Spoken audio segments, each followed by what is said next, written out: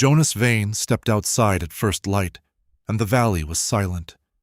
Not quiet. Not the relative quiet of an early morning before the day had gathered its sounds.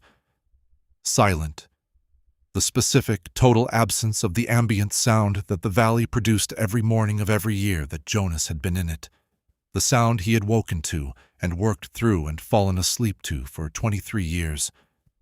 The birds in the ridge timber, the creek over its stones, the livestock sounds from the barn, the insects in the grass in whatever register the season allowed. All of it gone. The morning air was present, cool and damp from the storm that had moved through in the night, the ground wet, the leaves on the lower timber catching the early light, and the air was empty of sound in a way that Jonas had never experienced in 23 years of mornings in this valley. He stood on the porch and listened. No birds, no creek, no barn sounds. 23 years of mornings in this valley, and he had never heard it like this. He had heard silence before, deep winter snow, the brief pre-dawn window of August mornings before the birds fully started. He knew those silences. They were empty. This one was full. The difference between a room where nothing was happening and a room where something had just finished. The air held the absence of what had been in it. He went to the barn. The settlement in the valley had been there since 1852. 6 families originally, grown to 9 by 1878. The specific accumulation that happened in valleys that were good for farming, and that word got back about when the families who first settled them wrote to relatives in the east, and the relatives came. Jonas Vane had been the second family, arriving a year after the Gear family, who had found the valley and filed first. He had come from Tennessee with Eleanor and their then infant daughter, and the specific combination of tools and intention that constituted a serious farming family moving into new country. He had been 29 years old. He was 52 now. The daughter had grown and married and was in the East Valley. There were other children, grown or growing. The valley had changed around him across 23 years in the way that worked land changed, cleared where it had been timber, cropped where it had been brush. The creek redirected slightly where the east pasture had been extended. The ridge timber thinned where the firewood cutting had come in close. He knew the valley the way a man knew a place he had shaped and been shaped by simultaneously. Not only the physical features, the creek's behavior in every season, the wind patterns, the specific acoustics of the hollow formed by the 2 ridges, but the character of it, the quality that a place had when you had been in it long enough to stop responding to its surface and start responding to its nature. The valley had a nature. He had not been able to describe it to anyone who asked, but he had known it for 2 decades, and he knew when it was itself and when it was not. On the morning of September 15th, 1878, it was not itself. The silence was the most obvious sign, but not the only sign. The light was wrong, not darker or lighter, but with a quality of flatness that the valley's morning light did not usually have, as though the storm had left the air doing something to the light that the light did not usually do. The wet ground had a smell it did not usually have after rain, heavier, older, a smell that Jonas associated with deeper disturbance than surface rain produced. He noticed all of these things and filed them, because Jonas Vane was a man who noticed things and filed them, and went to the barn. The storm had come from the southwest in the late evening of September 14th, 1878, a September storm of the kind that occasionally came through the Ozark Ridge country with the residual energy of a Gulf weather system, carrying more rain and more wind than the season typically produced. Jonas had heard it building in the south before dark and had done the pre-storm preparations that 23 years of Ozark storms had made automatic.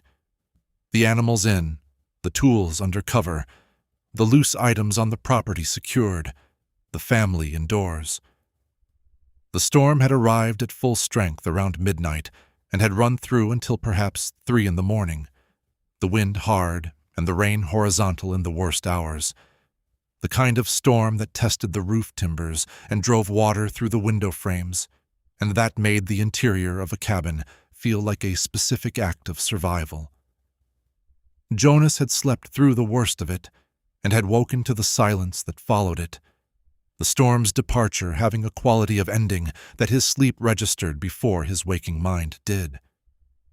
He had lain in the dark, listening to the aftermath, the dripping of water from the eaves, the specific settling sounds of a structure that had been under load and was releasing it, the general quality of a night that had spent itself and was now just night. These were the ordinary sounds of post-storm. He had heard them many times. What he had not heard was the creak resuming.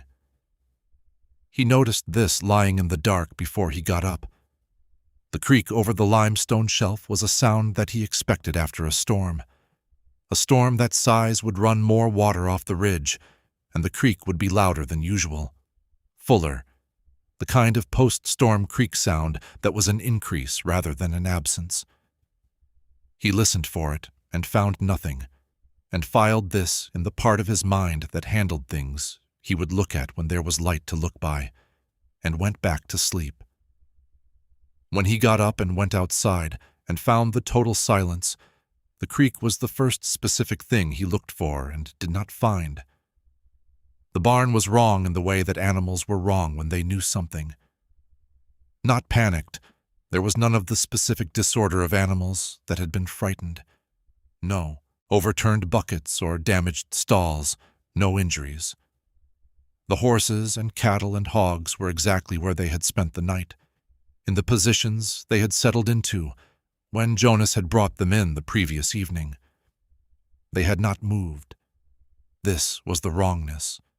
Not what they were doing, but what they were not doing. The horses were standing in their stalls without the morning restlessness that horses had in the morning, the shifting and stamping and low vocalizing of animals who had been inside through the night and were ready to be outside. They were standing still, heads slightly lowered, the specific posture of horses that were attending to something. They were listening. Jonas stood in the barn door and watched them. He watched the horses watching the barn wall in the direction of the north ridge, their ears moving with the specific mobile attention that horse ears had when a horse was tracking a sound, except that there was no sound to track. The ears were moving in the silence, orienting and reorienting, searching. He went to his lead horse, a bay named Cord, who had been with the family for 8 years, and who was the most tractable animal Jonas had ever worked with. A horse that could be relied upon to follow its rider's guidance without anxiety in most conditions. He put the halter on Cord and led him toward the barn door. Cord would not leave the barn. Not with resistance. Not with the drama of an animal refusing violently. Cord simply stopped at the threshold, his weight settling back slightly, and would not be led through the door. Jonas pulled the lead rope steadily, the way you led a reluctant horse, giving the animal the pressure that asked it to move, and Cord stood and breathed and did not move. After a moment, Jonas released the pressure, and Cord remained at the threshold, looking out at the silent valley with the same attending posture the horses had been holding since Jonas came in. He left Cord at the threshold and went to find the dog. The dog, a heavy-built cattle dog named Cap, who had been working the valley for 6 years, was at the back of the barn in the corner farthest from the door, pressed against the wall with the specific quality of an animal that had chosen its position deliberately and intended to maintain it. He was not cowering. There was no trembling, no tucked tail, none of the physical signs of an animal in active fear. He was simply in the corner, and when Jonas called to him, Cap looked at him with clear eyes and did not come. Jonas crouched beside him and looked at his face and put his hand on the dog's side and felt normal breathing, a normal heartbeat, no injury. He said, "Cap." Cap looked at him. He said, "What is it?" Cap's ears moved in the direction of the barn wall, toward the north, the same direction the horses were looking. Jonas stood and went back to the barn door and looked north across the valley. The valley was a quarter-mile wide at this point, the creek at its center, the north ridge rising on the far side in the specific way that Ozark ridges rose. Timber first, and then limestone outcrops, and then the ridge crest. The whole face of it wet and dripping from the night's rain. The ridge looked as it always looked. The timber looked as it always looked, except that nothing was moving in it. He had looked at the north ridge from the barn door on thousands of mornings over 23 years. He knew what the ridge looked like in morning light, the movement of birds in the upper canopy, the specific quality of timber that had sound and movement in it, the visual evidence of a living face of forest. The ridge this morning was still. No birds in the canopy, no movement at the timber's edge.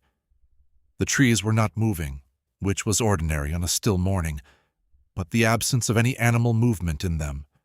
No squirrels in the lower branches, no woodpeckers at the dead trees, no hawks on the exposed limestone, had a quality that Jonas found difficult to name. The ridge looked like a painting of a ridge. He said this to his wife Eleanor when she came out to find him at the barn door. He said, "The ridge looks like a painting." She looked at it and was quiet for a moment, and then she said, "Yes, yes, that's what it looks like." Eleanor Vane had been in the valley for 22 years, 1 year less than Jonas, and she heard the valley's sounds as clearly as he did, and felt their absence as clearly, and she handled what she found that morning the way she handled difficult things, by going toward them rather than away. She walked the property while Jonas checked the other animals, going to the garden first, and then to the edge of the creek pasture, and then to the creek itself. She came back and said, "The creek is low," Jonas said. "Lower than it should be after that rain," she said. "Much lower. Not just lower. Strange." She paused. "The sound is wrong," he said. "There's no sound." She said, "There's almost no sound." She said, "I stood at the near bend, and I could barely hear it. After a storm like that, the creek should be loud." She said, "It sounds like the water is thick, moving slower than it should." Jonas said, "That's not possible." She said, "I know, but that's what it sounds like." He went to the creek and stood at the near bend and listened. She was right. The creek was running, the water moving, but the sound was diminished in a way that had no obvious physical explanation. The water level was lower than a post-storm creek should be. He could see this in the exposed stones at the near bend that should have been submerged. And the sound of it was wrong in the way Eleanor had said, quieter than its volume should have produced, as though the sound were being absorbed rather than released by the moving water. He stood and listened to the diminished creek, and felt the specific quality of unease that accumulated when ordinary things did not behave in their ordinary ways. He went back to the house and told Eleanor, "I'm going to walk the valley floor." He said, "I want to see what's there." She said, "I'll come." He said, "Stay with the children for now." She looked at him. He said, "I'll be back within the hour." She did not argue. She had been married to Jonas for 23 years, and she knew when his directness had something else behind it. And she knew that what was behind it now was the specific quality of a man who wanted to look at something before he knew what he was going to find. He went north across the valley floor toward the creek, and then along the creek toward the lower pasture, walking the wet ground of a September morning after a serious storm, looking at the evidence the storm had left. The storm evidence was what he expected. Branches down, some larger limbs on the ground under the big oaks at the pasture's edge. The garden flattened in the section that always flattened in serious wind, the unmistakable aftermath of a hard night. He noted these things and kept walking. It was at the lower pasture gate that he found the tracks. He had come around the east side of the lower pasture, following the fence line, and he had stopped at the gate because the gate was standing open when he had latched it the previous evening.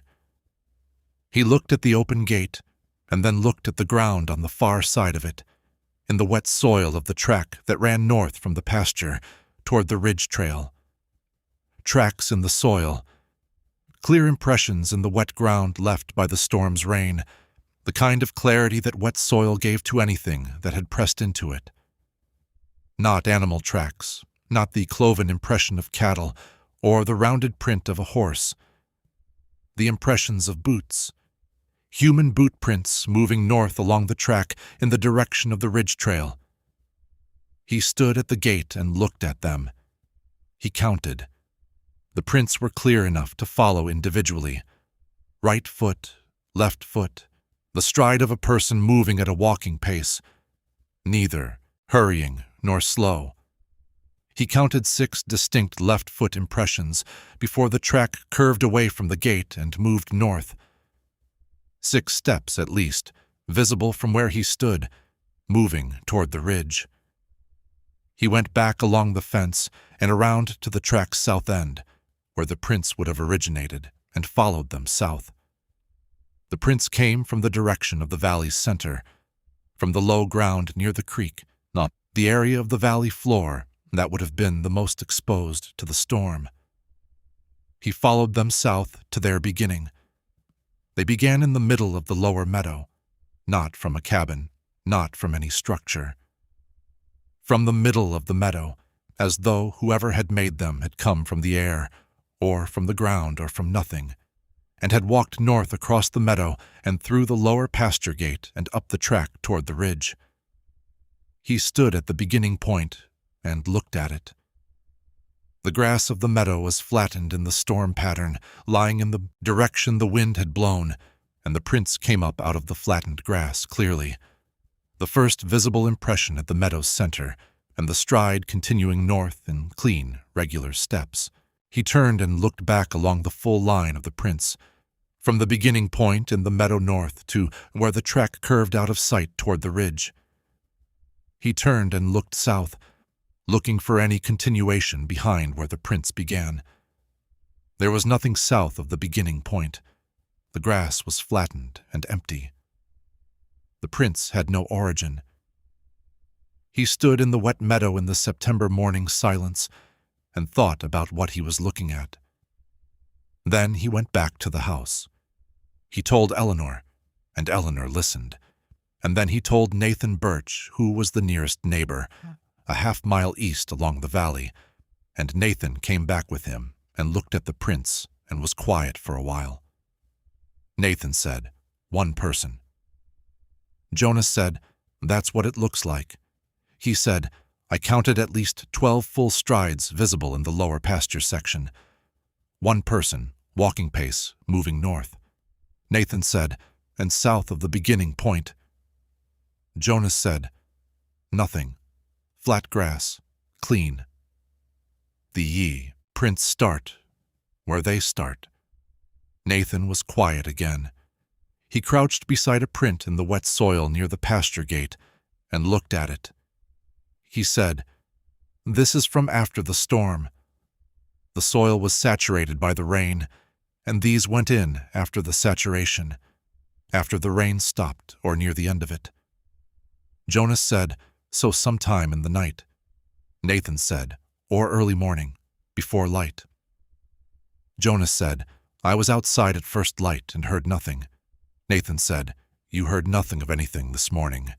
Jonas said, "Yes."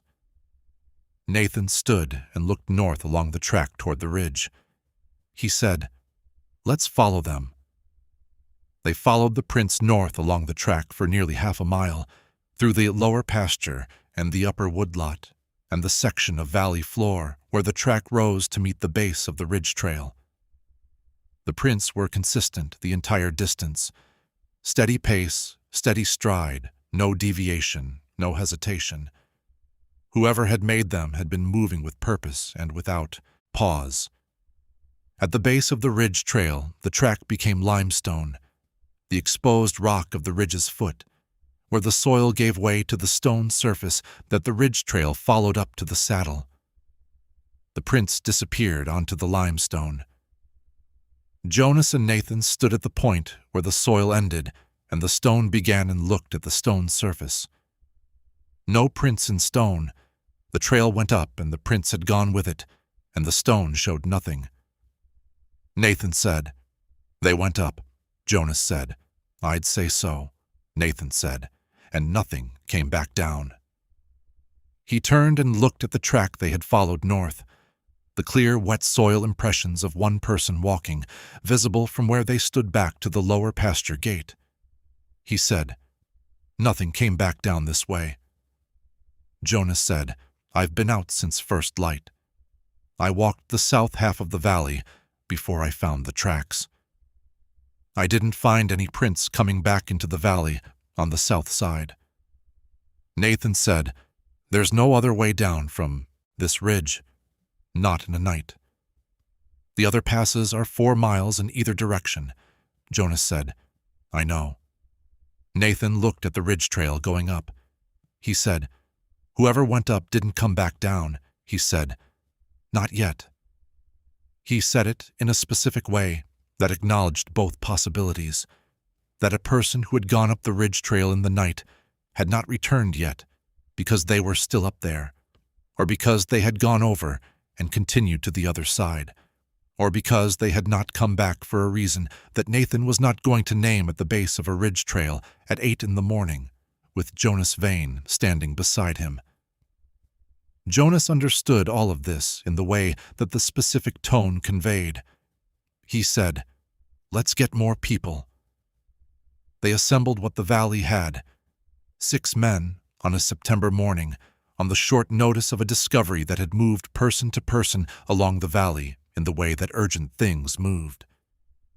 Caleb Gear and his older son, a man named Pratt, who farmed the South End, the Dawes brothers, who were the valley's most capable woodsmen, and Jonas and Nathan, who had found the prints.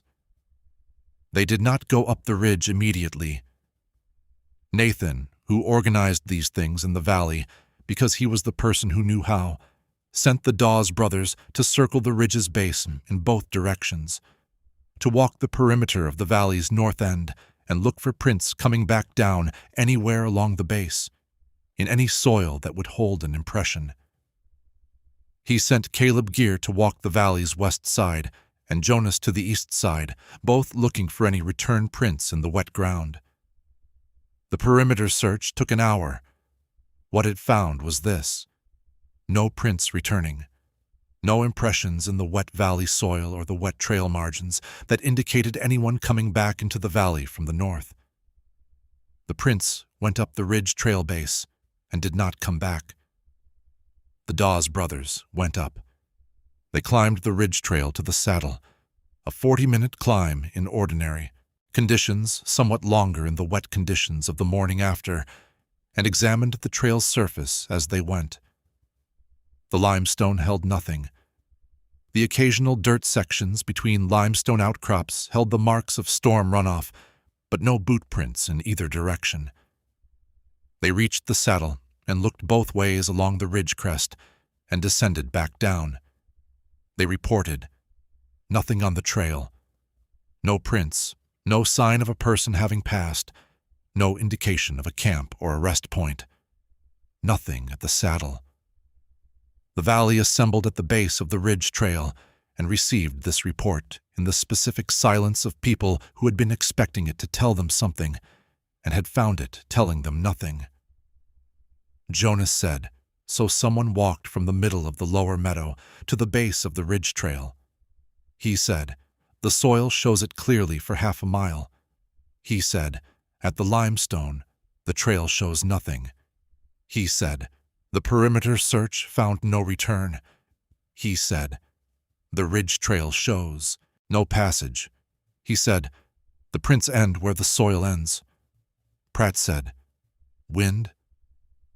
After the storm, moving soil, Nathan said, it rained 4 inches last night. The soil is saturated. Wind doesn't fill wet soil prints. Pratt was quiet. The older Dawes brother, whose name was Will, said, I've been up that trail twice this morning. He said, the limestone tells you nothing. You know that, Jonas. You've climbed it. He said, a person could have crossed the saddle last night, and we'd never see it in the stone. Jonas said, I know. Will said, so the rational account is, someone crossed the valley in the night, went up the ridge, and went over to the other side. He said, the absence of prints on the limestone is the absence of information, not the presence of a mystery. Jonas said, yes. He said, what I don't have an account for is the meadow. Will said, what about it? Jonas said, the prints begin in the middle of the lower meadow. He said, not from the south, not from any cabin, from the meadow's center. He said, if someone crossed the valley from the south, there should be prints in the south section of the meadow, continuing back to wherever they came from. The storm left the soil in perfect condition for prints. He said, the south half of the meadow is clean. I walked it myself. Will was quiet. He said, the storm could have. He started and stopped. Jonas said, the storm ended before these prints were made. Nathan read the soil. The prints went into saturated soil. The saturation happened during the storm. The prints came after. Will said, so they walked out of the storm. Jonas said, that's what the soil says. The valley was quiet. The rational explanations circulated through the remainder of that morning and into the afternoon, which was the way rational explanations circulated when the evidence was ambiguous and the need to resolve it was real. The prints in the soil were real, and the limestone silence was also real, and the two facts together could be held in multiple ways. Will Dawes's account, someone crossed from south to north, and the southern portion of their path was on ground that the storm had rearranged, was the account most people wanted, and several people accepted. The specific objection Jonas had raised was real, but not necessarily fatal. Storm ground was unpredictable, and unpredictable ground did not always preserve what you expected it to preserve. Pratt said, a trapper. Someone who came down from the north ridge in the night, crossed the valley during the storm, and went back up in the early morning. He said, the storm could have covered the southbound prints before Jonas went out, and the northbound prints were in soil that the later rain hadn't reached yet. Jonas said, I was out at first light. The storm had been done for 2 hours. What covers prints in 2 hours? Pratt said, I don't know. He said it in the way of a man who had offered his best account and knew it was insufficient and was keeping it anyway, because the alternative was nothing. Caleb Gear said nothing for a long time. He was the oldest man in the valley. 71, had been in this ridge country since 1849, had been the first family in this valley, and had watched it become what it was. He had been listening to the discussion with the specific quality of attention that old men in small communities brought to discussions about the place they had been in longest. Not the authority of someone who would tell the younger ones what to think, but the authority of someone who had seen the valley across more seasons than anyone else, and who would offer that when offering seemed useful. He said, I've seen the valley animals act this way twice before. Not like this morning. Not all of them, not this complete, but close. The group looked at him. He said, once in the spring of 1861, before the war news came, The animals were wrong for 2 days, and then the news arrived, and it was the worst news, and I thought afterward, they knew. Whatever comes before bad news, moving through the country, they felt it. He said, and once in the summer of 1869, the year before the drought, 3 weeks before the creek ran dry, the horses were restless in a way I didn't understand until the drought came. Nathan said, "You think they were responding to something coming?" Caleb said, "I think animals know the difference between a bad storm and a morning when something has been in the valley." He said, "I've been in this valley for 26 years, and the animals know it better than I do. They've been paying attention to it longer than I have." He paused. "This morning they knew something was here.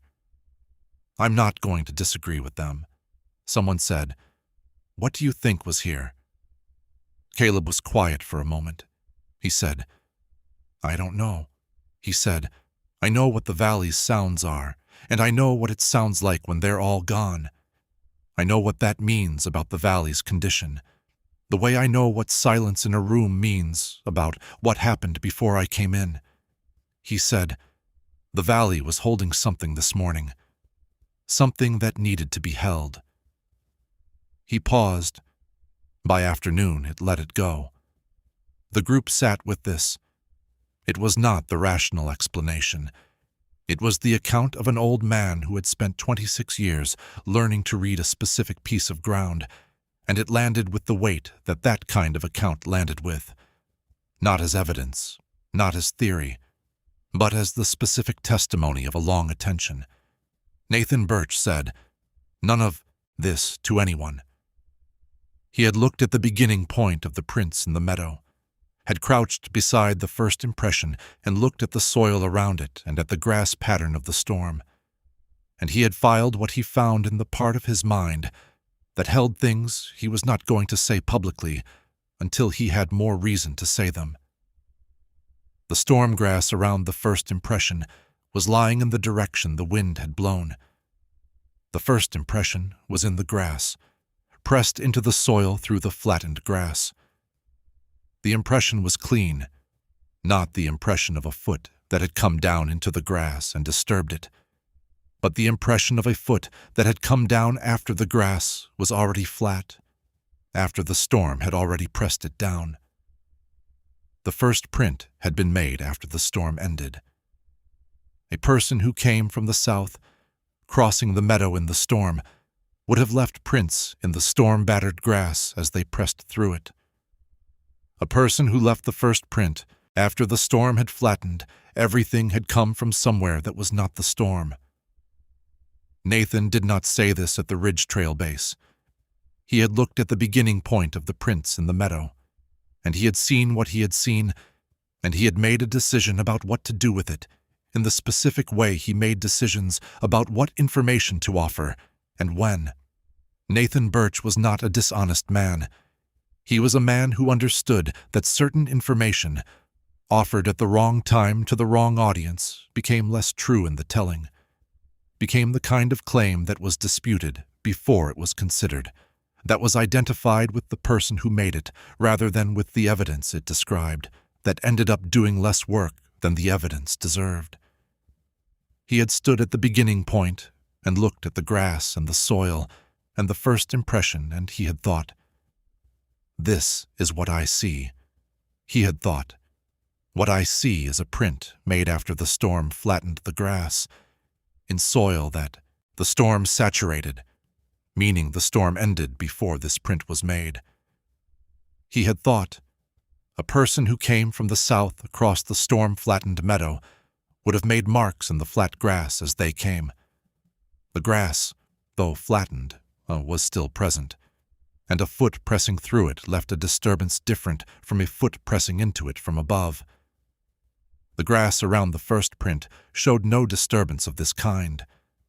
The grass was flat, and the print was in the flat grass, as though the person had descended into the meadow rather than crossed into it. He had thought, "That is what I see." He had thought, "That is not a complete account of what happened. A complete account would require me to know something about the movement of storm-saturated soil and the behavior of storm-flattened grass in conditions I have not studied scientifically. He had thought, I am not going to stand at a ridge trail base with 6 men and say that the prince appeared in the meadow without a person having walked there, because I cannot say that with the certainty it requires. He had thought, I can say it is strange, and wait. He said it was strange. He waited. Nathan did not say more than this at the ridge trail base. He thought about it through the afternoon, which was the afternoon in which the valley slowly found its sounds again. It was Jonas who noticed the sounds returning. They returned the way they had gone, not all at once, not with a single event, but gradually, in the manner of something that had been absent and was coming back at its own pace. He was at the barn in the early afternoon, checking on the horses for the 3rd time, when he heard the first bird. Not the dawn chorus, not the full voice of the ridge timber. One bird somewhere in the lower edge of the north slope timber. A single call that sounded tentative in the way of a sound testing a space rather than filling it. He stood still and listened. Another bird, farther up the slope, answering or not answering but present. The creek, and this was the one that moved him, that he stood at the barn door and listened to with the specific attention of a man receiving something back. The creek resumed its sound. Not all at once.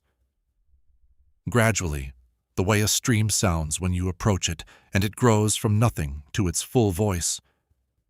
The near bend finding its stone again, the familiar sound of the water in its specific place. By the time Eleanor came to find him, the valley was 3/4 itself. Not complete. The evening chorus was still thin, still, partial. The quality of the day's sound not yet the quality of the valley before the storm, but returning. She stood beside him, and they listened to the returning valley together. She said, "What do you think passed through?"